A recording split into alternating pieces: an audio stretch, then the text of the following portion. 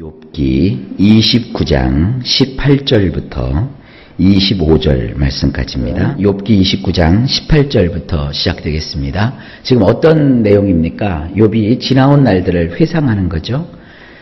지나온 날들 나는 이렇게 살았다. 사실은 이게 시간이 새벽이 아니라 좀 여유가 있으면 욥이 살아왔던 그러한 선하고 의로운 인생에 대해서 하나씩 우리가 마치 곱씹어 먹듯이 이게 잘근잘근 씹어서 익혀서 먹으면 참 좋은데 그냥 쭉 내용만 살펴보게 돼서 좀 아쉬움은 있습니다. 그래도 그 내용을 좀 쭉 보겠습니다. 18절 보시면 내가 스스로 말하기를 나는 내 보금자리에서 숨을 거두며 나의 날은 모래알같이 많으리라 하였느니라. 원문이 이렇습니다. 나는 생각하기를 나의 보금자리에서 나는 죽을 것이며 모래와 같이 나의 날들은 많을 것이라고 하였도다. 사실 우리가 인생 가운데 누리게 되는 이 축복 두 가지가 이겁니다. 보금자리에서 죽는 거. 여러분 보금자리가 뭔지 아시겠죠? 낯선 데 가서 길을 행하다가 무슨 사고로 그런 것보다는 보금자리 안에는 누가 있어요? 나의 사랑하는 가족이 있고 그렇죠? 또 나의 함께하는 식솔들이 있는 그곳에서 우리가 편안하게 가족들의 그 품 안에서 우리의 마지막 숨을 거두다는 거, 이 얼마나 큰 행복이고 축복입니까? 이거 인생 가운데 우리가 이 땅에서 받아야 될 복입니다. 또 하나는 우리의 인생의 날수가 모래와 같이 많은 거, 이 장수하는 것이죠. 저는요 여러분들에게 또 저 자신에게도 축복을 하고 싶은 것이 하여간 세상에서 하고 싶은 일 다 하고 이루어야 될 그 일 다 이루고 이제 정말 여한이 남지 않고 다 쏟아주고 다 나누어주고 다 베풀어준 다음에 주님 부르시는 그날 편안하게 보금자리에서 장수하다가 가는 이런 축복, 얼마나 좋습니까? 이 축복을 욥이 바라보고 있었어요. 우리도 못 바랄 이유가 없지요. 주님 안에서 이런 축복을 여러분도 다 받을 수 있기를 예수님의 이름으로 축복합니다. 근데 이 문제는 이제 이런 욥이 고난을 겪었죠. 근데 결국 욥이 이런 생애를 살아요. 자, 19절. 내 뿌리는 물로 뻗어나가고 이슬이 내 가지에서 밤을 지내고 갈 것이며. 참 멋진 시적인 표현입니다. 나름대로 제가 원문을 벗어나지 않고 직역을 하면서 번역을 이렇게 해봤어요. 나의 뿌리는 물들 속으로 펼쳐졌으며 이슬은 나의 가지 속에서 밤을 보냈도다. 아침 이슬이 얼마나 청초합니까? 얼마나 맑습니까? 그리고 그 이슬이 송글송글 맺혀있는 그 가지 끝에 아침 햇살이 비치면 마치 보석 같지 않습니까? 그 영롱하게 비치는 그 가지 끝에 매달린 그 이슬들이 조롱조롱 매달려 있다고요. 근데 그 이슬들이 이게 밤새도록 거기에 형성이 되는 거예요. 그리고 나의 그 나무라고 치면 그 뿌리가 어느 쪽을 향해서 펼쳐졌느냐, 물들 속으로 뿌리가 쫙 펼쳐져 있어요. 그러니까 사시사철 가물지가 않죠. 그의 인생이 바로 그랬다는 거예요. 늘 뿌리가 물속으로 뻗어 있기 때문에 충분한 수분과 양분을 흡수할 수 있었고, 그리고 그 풍성한 가지에 그 새벽 이슬들이 조롱조롱 송글송글 맺힐 정도로 이렇게 나는 풍요로운 삶, 그리고 아주 상큼하고 그 발랄하고 굉장히 뭐라고 할까요? 깨끗하고 화려한 삶, 이런 삶을 내가 살아왔었다. 20절. 내 영광은 내게 새로워지고 내 손에서 내 화살이 끊이지 않았노라. 원문이 이렇습니다. 나의 영광은 내 안에서 늘 새롭고 나의 화살은 내 손에서 고쳐지도다. 여러분 인생에게 있어서는 누려야 될 영광이 있다고요. 근데 그 영광이 과거의 영광이 아니었어요. 늘 그 안에서 영광이 새롭대요.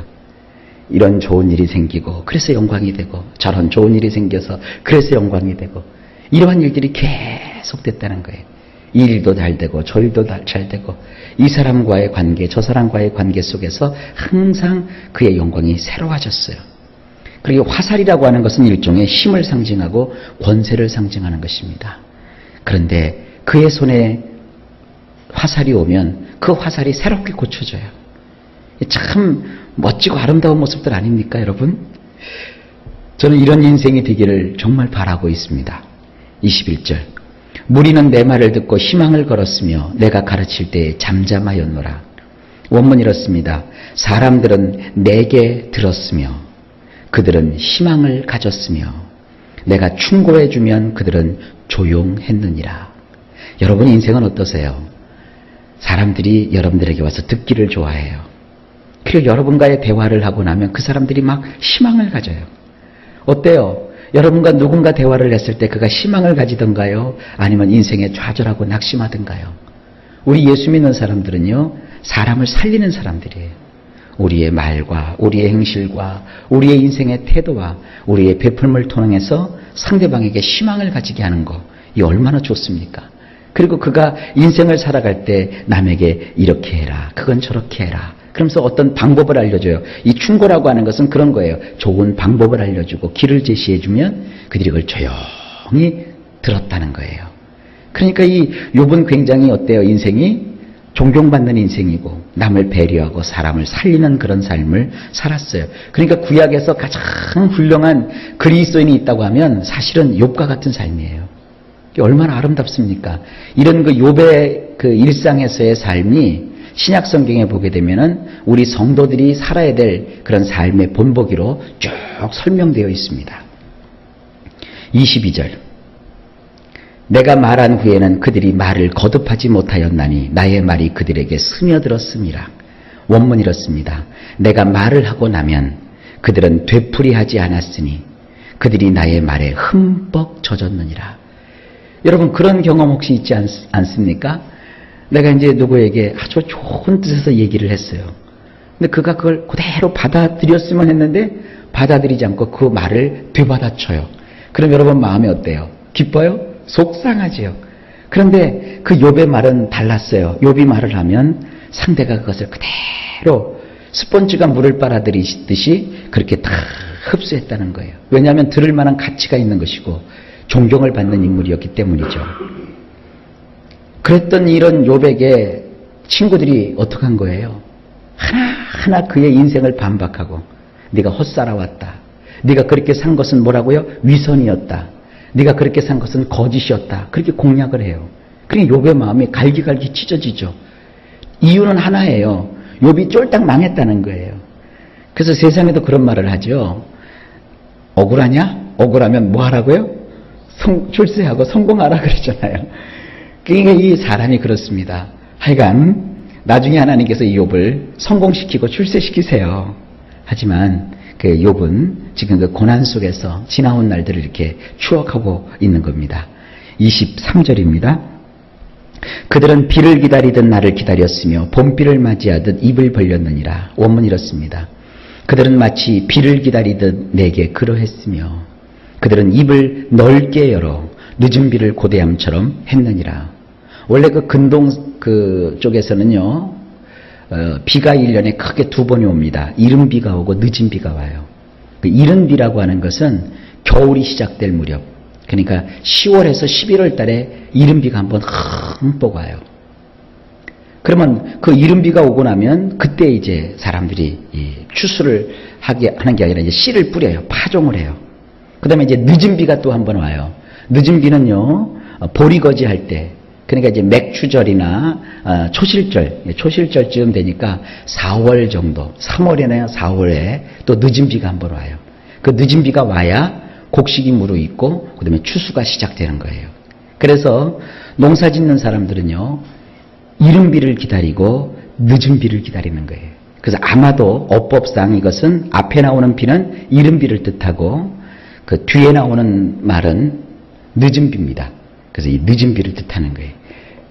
농부가 비를 기다리는 것처럼 사람들은 마치 나를 그렇게 기다렸고 또 그들은 입을 넓게 열어서 내가 그들에게 부여해주는 그 무언가를 늦은 비처럼 고대했느니라 하고 지금 욥이 고백하고 있는 겁니다.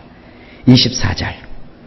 그들이 의지 없을 때 내가 미소하면 그들이 나의 얼굴빛을 무색하게 아니하였느니라. 원문 이렇습니다. 내가 그들을 향하여 웃으면 그들은 아무도 믿을 수 없었던 처지였지만 나의 얼굴빛을 퇴색시키지 않았도다. 여러분, 사람이 이렇게 인생을 살다 보면 어려운 일을 겪잖아요. 내가 힘들고 내가 어렵고 내가 괴로운데 누군가 나를 향해서 이렇게 실컷 웃으면 그게 웃음으로 받아들여져요? 웃음이 아니라 무슨 웃음으로 받아들여져요? 비웃음으로 받아들이잖아요. 그래서 뭐가 좋아서 넌 그렇게 웃어? 하고 받아치잖아요.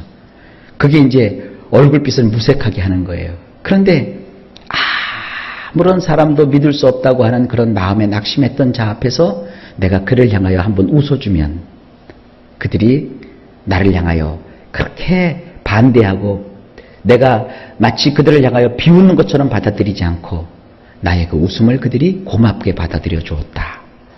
그러니까 마음이 낙심하고 인생에 큰 어려움을 겪은 사람조차도 나를 만나면 이렇게 기뻐하고 좋아했다. 그런 표현입니다. 참 멋지게 살았죠, 욥이요? 25절. 내가 그들의 길을 택하여 주고 으뜸되는 자리에 앉았나니 왕이 군대 중에 있는 것과도 같았고 애곡하는 자를 위로하는 사람과도 같았느니라. 원문이 이렇습니다. 내가 그들의 길을 선택하여 주었고 나는 머리에 앉았으니 내가 앉아있는 것이 마치 왕이 군대 가운데 있음과 같았고 마치 애곡하는 자들을 위로해 주는 자와 같았도다. 제가 지난주에 베레시트라는 설교를 했죠. 그게 굉장히 중요한 내용입니다. 여기도 머리라는 말 나오죠. 이 머리가 히브리 말로 로시입니다. 자, 이런 단어를 통해서 뭐를 깨닫게 되냐면 이것은 욥의 삶만 얘기하는 것이 아닙니다. 이것은 상징적이나마 우리 예수님이 어떤 분이신가 하는 것도 뜻하는 바예요. 내용이 많아지니까 예수님에 관한 얘기는 하지 않을게요. 그냥 본문만 설명을 드릴게요. 욥은 그동안 사람들의 길을 선택해 줬대요. 그러니까 상담을 해준 거예요. 사람이 언제 상담을 해요? 무엇을 어떻게 해야 될지 모를 때 상대방에게 물어보잖아요. 그럼 욥은 그들에게 명쾌하게 그 길을 제시해 주었다는 거예요. 그리고 그는 항상 그들에게 있어서 머리와 같은 역할을 했다는 거예요. 그리고 욥이 지금 앉아있는 것은 마치 왕이 군대 가운데 앉아있는 것과 같다는 거예요. 왕이 군대를 통솔하잖아요. 그죠? 군대에게 공격명령을 내리고 후퇴명령을 내리고 전쟁을 선포하고 휴전을 선포하고 승리를 선포하고 이게 왕입니다. 왕. 여러분, 머리가 되는 그분이 뭐라고요? 왕입니다. 왕. 마치 애곡하는 자들을 위로해주는 자와 같다. 머리가 되는 그분은 우리를 위로해주는 애곡자예요. 애곡하는 사람을 위로해주는 위로자예요. 그러니까 이 머리라고 하는 것은 예수님이라고 제가 얘기했죠. 예수님은 우리에게 두 가지입니다. 하나는 왕이시고 하나는 우리를 위로해 주시는 분. 어디서 많이 들었죠? 위로해 주시는 분을 신약성경에서 뭐라고 표현합니까? 보혜사. 보혜사. 다른 보혜사를 너희에게 보내주리라. 예수님도 보혜사시고 오신 성령님도 보혜사라는 거예요. 위로자. 자, 이런 것들이 구약에 이렇게 있어요. 그러니까 이게 뭡니까? 항상 예수님과 동행했고 예수님과 함께 했어요. 그런 예수님을 신약에 와서는 사람들이 어떻게 돼요? 욕하고 저주하고 십자가에 죽이잖아요. 그것처럼 요 다음 부분은 어떤 내용이 나올 것 같아요? 이제 이러한 욥이 핍박을 받고 어려움을 겪고 멸시를 받고 무시를 당하는 얘기가 나와요. 성경은요, 가만히 보면 이것은 단순히 욥에 관한 이야기가 아니에요. 욥을 통해서 예수 그리스도의 어떠하심이 여기에 투영되어 있는 거예요. 자, 이런 아주 좀 어려운 부분까지 제가 오늘 아침에 터치해 드렸습니다. 좌우지간 욥은 이렇게 좋은 시절을 겪었어요. 이제 다음 장부터는 그런 욥이 어떠한 어려움을 겪게 되었는가, 이제 욥의 어려움을 우리가 들어보는 시간을 갖겠습니다.